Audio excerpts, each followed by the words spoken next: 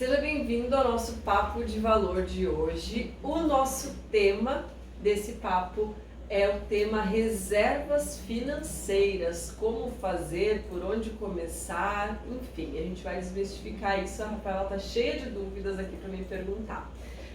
Sejam bem-vindos a esse quadro, se for a sua primeira vez, e se não for também, hoje a gente está aqui num novo cenário, na nossa nova casa em Florianópolis. A gente acabou de se mudar e agora temos um novo cenário para as nossas gravações. Então, Rafaela, quais são as dúvidas de hoje? Como eu me organizo para criar uma reserva financeira? Bom, vamos lá, Rafaela. A primeira coisa que a gente precisa entender sobre reserva financeira é que existem 3 tipos de reserva. Então, existe a reserva de tranquilidade, que é aquela reserva que você faz para as questões de curto prazo, para as questões de alguma coisa que você queira fazer que não estava previsto. E existe a reserva de projetos e sonhos. E existe a reserva de liberdade financeira, que é outro tipo de reserva. Então, para cada uma delas você tem uma regra. Para a reserva de tranquilidade, que é o começo, quando a pessoa vai começar a fazer a reserva, ela não tem que se preocupar já com a reserva de liberdade financeira. Muita gente confunde, vou começar a fazer minha reserva e começa a aplicar, por exemplo, numa previdência. Ela já foi direto para a reserva de liberdade financeira sem ter feito a sua liberdade de tranquilidade. Aí ela vai precisar de um dinheiro porque aconteceu alguma coisa, surgiu alguma oportunidade, a reserva dela está toda travada e ela não tem uma reserva de tranquilidade. Então é muito importante entender que existem 3 tipos diferentes de reserva e que tu começa fazendo a reserva de tranquilidade. Entendeu? Sim, como eu começo? Como que tu começa? Hoje tu tem uma renda, certo? Certo. Então, tu precisa ter uma organização financeira para entender que uma parte da tua renda é para te pagar. Então, tu tem que criar lá o boleto Rafaela. O Gustavo Cerbasi, que foi um dos meus grandes gurus na matéria de organização financeira, sempre ensinava uma regra. A primeira regra de reserva: pague-se primeiro. Que significa, primeiro defina um valor de meta que você vai se pagar e depois você paga todas as outras contas. Então você define um valor e esse valor entrou, você já reserva ele e investe e aplica. Sobre as regras únicas de porcentagens travadas em um valor que eu preciso, isso eu posso afirmar que sem isso eu não consigo criar uma reserva ou ela pode ser flexível? Não entendi a tua pergunta.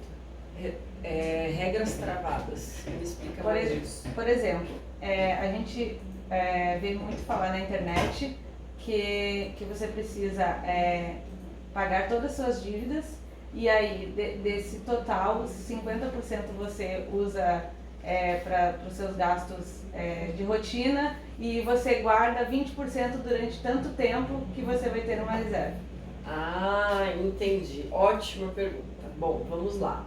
Primeiro, você é o criador das suas próprias regras. Então, talvez nesse momento de vida, de acordo com aquilo que tu plantou até hoje, tu possa fazer, tu vai fazer tua organização e vai ver, poxa, hoje eu consigo guardar 10%, 5%, 20%. Depende da tua situação financeira hoje.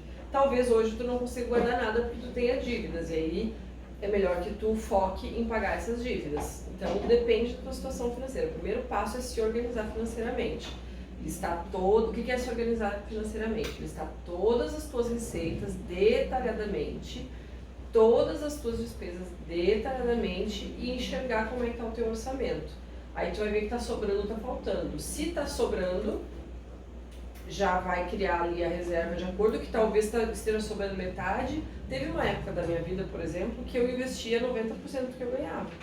Mas teve épocas que eu não tinha nada para investir, que eu entrava o meu salário, eu estava numa época de cobrir dívidas que eu tinha e eu tinha que focar naquele dinheiro só em pagar a dívida.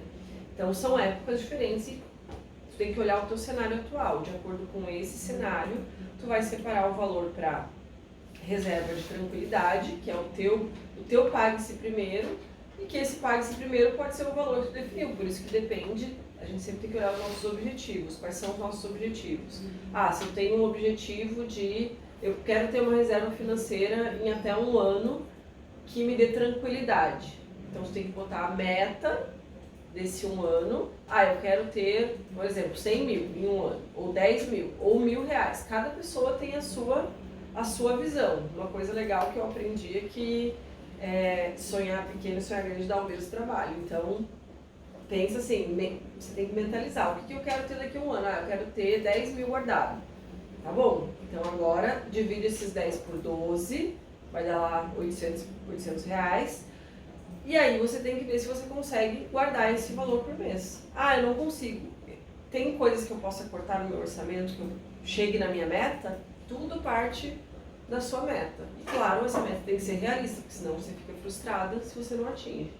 Deu para entender? Então não existe um percentual, só para concluir, não existe um percentual certo.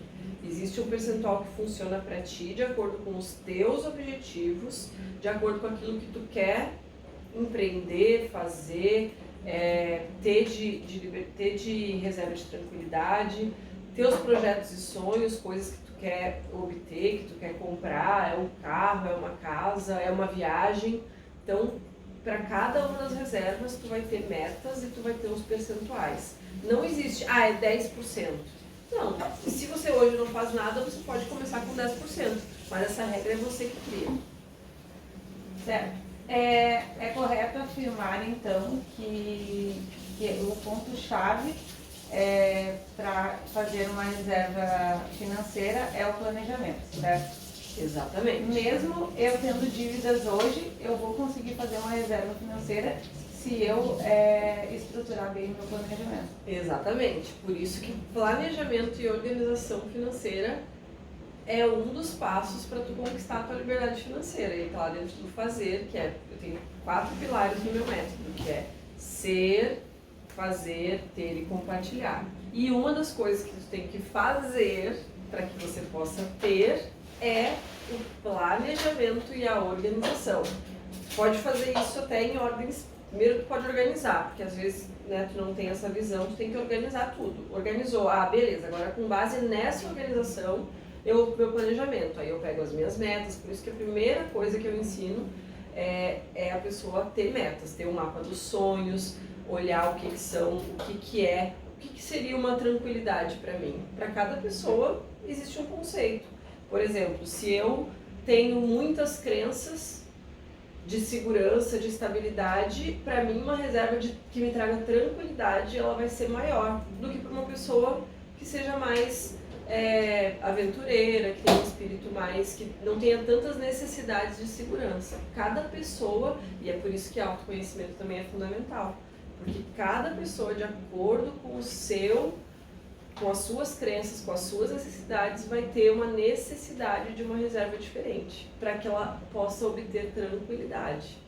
Então depende muito, os valores, os percentuais variam de acordo com os teus sonhos e objetivos e também com aquilo que tu tem hoje impregnado no teu sistema, no teu modelo mental, tudo que aconteceu até aqui, entendeu? Entendi. E na sua visão, qual o melhor lugar para guardar a minha reserva financeira? Dado que essa reserva inicial de tranquilidade, eu vou precisar usar ela a curto prazo, em qual local eu posso guardar? É melhor deixar na conta corrente, na poupança? Tá, então vamos lá. Primeira coisa, nunca deixa parado o dinheiro. Nunca deixa parado o dinheiro. Isso mesmo num cenário de taxa de juros muito baixa, é um desperdício de energia e você não estaria fazendo uma gestão correta. Então o dinheiro está fluindo para tua mão, mas tu está deixando ele escapar. E hoje só que o dinheiro está na nossa mão, ele já está sendo corrido pela inflação, por uma série de outros fatores. Então, entrou o dinheiro, aplica. Onde você pode aplicar? Você pode aplicar normalmente para reserva de tranquilidade, eu aconselho aplicar ou em fundos de investimento ou em CDBs. Por que em CDBs?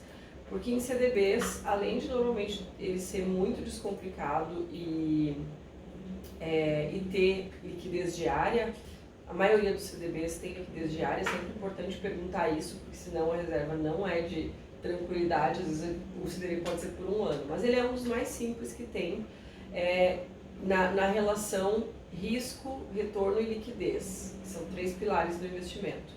Então o CDB e os fundos de investimento, só que o CDB tem o fundo garantidor de crédito, então é a melhor opção.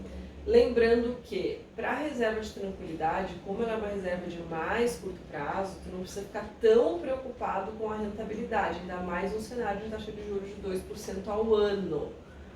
Né? Eu até mostrei isso numa aula no Jornada da Liberdade Financeira, que em R$100 mil no ano a diferença era centavos, era reais, em tu investir num CDB a 110 ou a 115% do CDI.